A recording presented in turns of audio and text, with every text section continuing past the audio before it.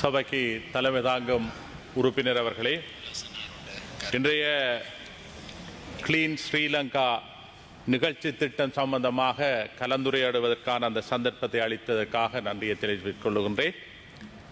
விசேடமாக கிளீன் ஸ்ரீலங்காவின் ஊடாக இந்த நாட்டை சிறப்பாக நடத்துவதற்காக முன்னெடுக்கப்படுகின்ற அனைத்து நடவடிக்கைகளுக்கும் எங்களாலான அனைத்து ஒத்துழைப்பை நான் இந்த இடத்திலே வழங்குவதற்கு தயாராக இருப்பதோடு, இன்று கல்முனை வடக்கு பிரதேச செயலகத்துக்கு முன்பாக நீலாவணை பொதுமக்கள் ஒன்று கூடி கிட்டத்தட்ட 500 பேருக்கு மேற்பட்டவர்கள் மதுபான சாலையை ஒழிப்பதற்காக இன்று கிளீன் ஸ்ரீலங்கா அந்த நிகழ்ச்சி திட்டத்துக்கான ஒரு முன்னேற்பாடாக அந்த இடத்திலே மக்கள்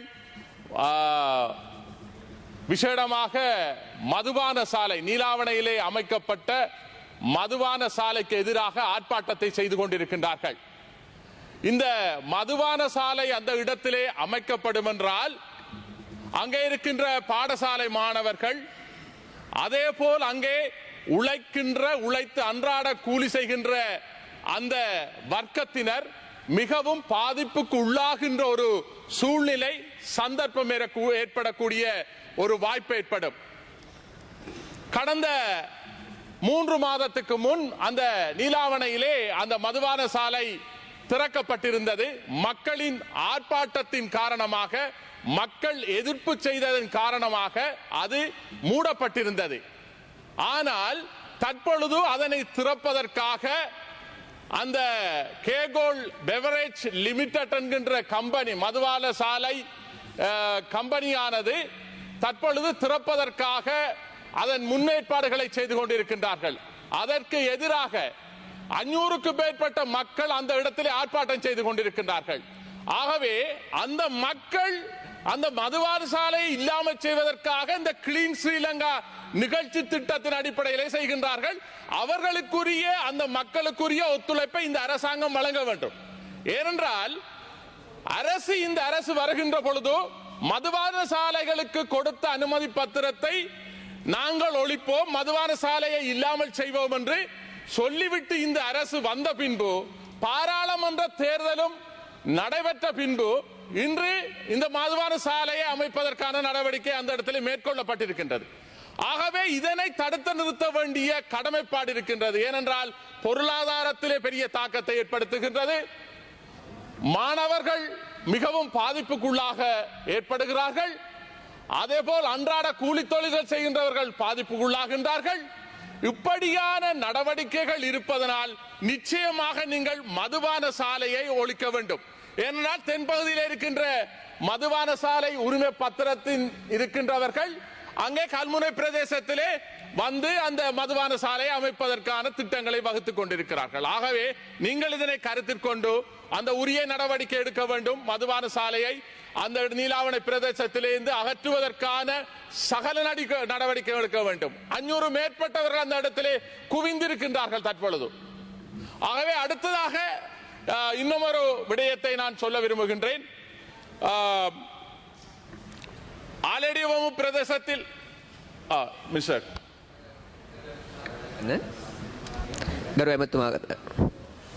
අරු මන්ත්‍රීතුමාගේ අවසරය ඇතුව ඔබතුමාගේ කාලය ගන්න නැතුව අපේ ආණ්ඩු පක්ෂයෙන් ගන්නම් විනාඩියක්. අපේ ජාතික ජන බලවේගයේ ආණ්ඩුව අලුතෙන් කිසිම මත්පැන් බලපත්‍රයක් දීලා නැහැ. දෙක, අපි ඔය ලබා දීලා තියෙන බලපත්‍ර බොහොමයක් මන්ත්‍රීවරුන් මිලදී ගැනීම සඳහා විශේෂයෙන්ම රනිල් වික්‍රම ජනාධිපතිවරයා අවසාන මාස ගණනාව තුළදී දුන්නු බලපත්‍ර තමයි තියෙන වැඩි ප්‍රමාණයක්. ඔක්කොම එහෙම නෙමෙයි, වැඩි ප්‍රමාණයක් එහෙම ඒවා අපි ඒවා මෙතන හැන්සාත්ගත කරලා තිබෙනවා. තුන්වෙනි කරුණ ගරු මන්ත්‍රීතුමනි, බලපත්‍රයක් නීත්‍යානුකූලව ලබා දුන්නාට පස්සේ ඒක නීතිමය ලියවිල්ල. ඒක අපි දේශපාලන වශයෙන් අකමැති වුණාට ඒක අහෝසි කිරීම නීතිමය කටයුත්තක්. ආණ්ඩුවකට ගිහිල්ලා ඒක බලහත්කාරයෙන් වහන්න බෑ. හැබැයි ඒ වෙනුවෙන් ඔබතුමාට කළ හැකි පරිපාලනමය පියවර තිබෙනවා. මට ඒක මෙතන පැහැදිලි කරන්න අමාරු. ඔබතුමා මට මුණ ගැහුනොත් මේක පරිපාලනමය වශයෙන්, සමාජීය වශයෙන් මේක නතර කරන්න ඕන දේවල් ගැන මම දන්නා ප්‍රමාණයෙන් මට කියන්න පුළුවන්. ඒ නිසා අපි රටක් වශයෙන් මේ ක්ලීන් කරන්න හදන්නේ පරණ කුණු කන්දල් මේවා තමයි. මේවා තමයි මේ කරපු විනාශය. ඒ නිසා අපි ආණ්ඩුවක් වශයෙන් කිසිසේත්ම බලපත්‍ර ලබා දෙන්නේ නැති වුණාට අලුතෙන් නීත්‍යානුකූලව දුන්නු ඒවා නතර කරන්න ගියොත් බලහත්කාරයෙන් ඒවා නීතිමය ගැටලුවක් වෙනවා. ඒ නිසා පරිපාලන සහ සමාජීය වශයෙන් කළ හැකි ප්‍රමාණයක් තියෙයි. ඒක ගැන ඔබතුමාලා අවධානය යොමු කරන්න කියලා ඉල්ලා සිටිනවා. බොහොම ස්තුතියි ආණ්ඩු පක්ෂයෙන් කාලය අඩු කරන්න. ගරු මන්ත්‍රීතුමා කතා කරන්න. நன்றி அமைச்சர் அவர்களே. ஆனால் இந்த விடயத்தை நாங்கள் எடுக்கின்ற பொழுதோ இதனால் மிகவும் பாதிப்புக்குள்ளாகின்றார்கள். அந்த பிரதேசத்து மக்கள் பாதிப்புக்குள்ளாகின்றார்கள். பல அழிவை, பொருளாதார அழிவை சந்திக்க நேரிடுகின்றது. அதே போல் மாணவர்கள், இளம் மாணவர்கள் பாதிப்படைகின்றார்கள். ஆகவே இதை நீங்கள் ஏதோ ஒரு வகையில் உங்களது சட்டத்துக்கு உட்பட்ட வகையில் ஜனாதிபதிக்கு இருக்கின்ற அதிகாரத்தை கொண்டு அதனை நீங்கள் தடுத்து நிறுத்த வேண்டும். ஏனென்றால் நீங்கள் இதிலே சட்டம் இருக்கின்றது, ஆகவே இதனை செய்ய முடியாது, இதனால் நாங்கள் கொடுத்தால் அதை எடுக்க முடியாது. பழைய ஆட்சி காலம், நீங்கள் பழைய ஆட்சி காலத்திலே கொடுக்கப்பட்ட விடயங்கள், செய்யப்பட்ட தவறுகளை நீங்கள் நிவர்த்தி செய்வதற்காகத்தான் இந்த அரசு உங்களுக்காக இந்த மக்கள் ஆணையை தந்திருக்கிறார்கள். 159 பிரதித்துவத்தை தந்திருக்கிறார்கள். ஆகவே இதன் அடிப்படையிலே நீங்கள் இப்படியான இடங்களிலே இருக்கின்ற மதுபான சாலையை அகற்றுவதற்கான அந்த முழு முயற்சியை நீங்கள் ஏற்படுத்திக் கொள்ள வேண்டும். விசேடமாக நான் நீங்கள் இந்த இடத்திலே தனியாக சந்திக்க சொன்னீர்கள். நிச்சயமாக நான் சந்திப்பேன்.